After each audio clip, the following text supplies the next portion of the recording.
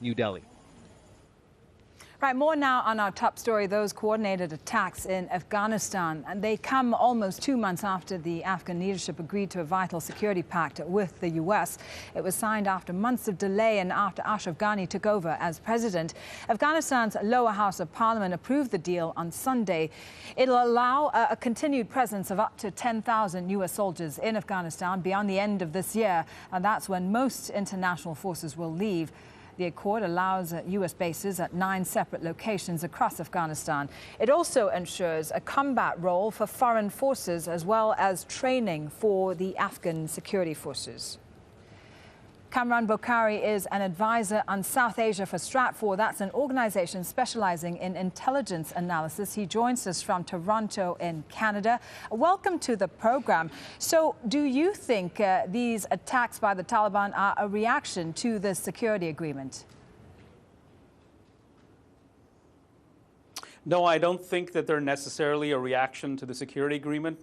Whether or not the security agreement was signed, we would have still seen the Taliban staging attacks, primarily because we've seen a transfer of power from the Karzai regime to a new power-sharing agreement between President Ashraf Ghani and CEO Abdullah. They want to be able to use that transition and exploit the fissures that exist within the Afghan state, and of course, the vacuum created by departing US and NATO forces. Okay, we have seen increasing attacks on civilians and local security forces amid the foreign troop drawdown there in Afghanistan. Is this increased violence by the Taliban, do you think, set to continue? Can they sustain these attacks?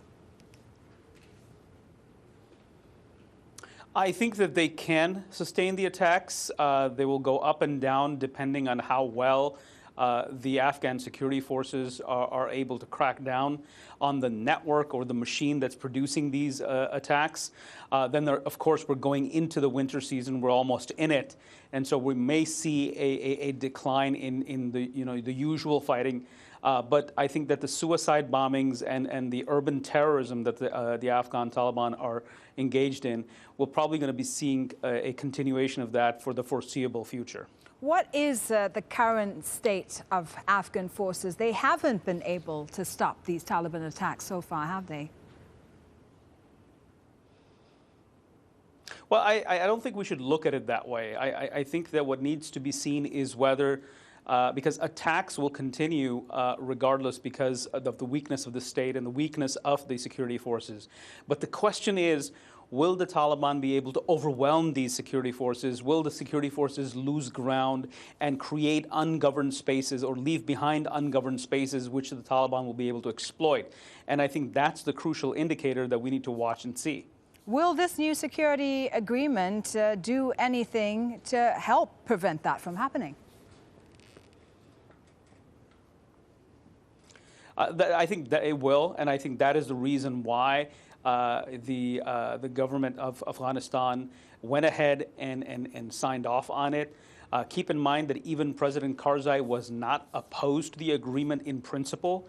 He had differences, and of course, he had his question of legacy. Did he want to be remembered for as the president who signed the bilateral security agreement because that strengthens the hand of the Taliban, or was he completely opposed to it? I don't think he was completely opposed to it, and I think that the Afghans clearly know that this is necessary, and if they're going to move forward, they need that residual presence, and they need to be able to have that training and support.